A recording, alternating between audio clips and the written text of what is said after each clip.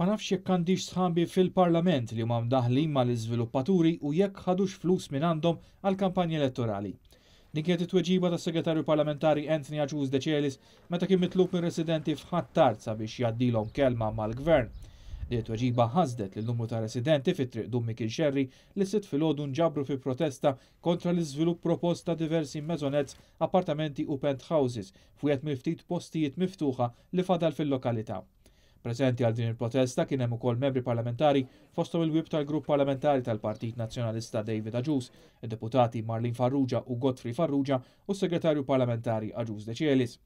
Ħafna mir-residenti qed jistaqsu għaliex il-Gvern qed jibqa' għaddej bl-iżvilupp propju f'Ħattart meta proġetti simili fil-periferiji ta' lokalitajiet oħra kienu irtirati.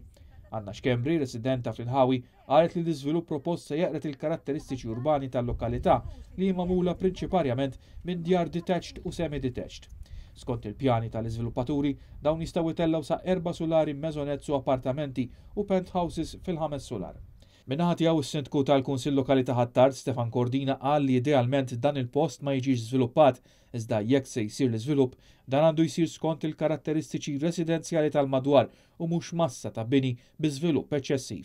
Jiena nittama li jekk jiġi approvat l-awtorità ġib quddiem għajnejha l-inkonvenjenzi kollha li ħajsofru residenti mhux ta' Ħattart biss, ta' Dilerja biss, anke ta' Ħattart kollu pratikament.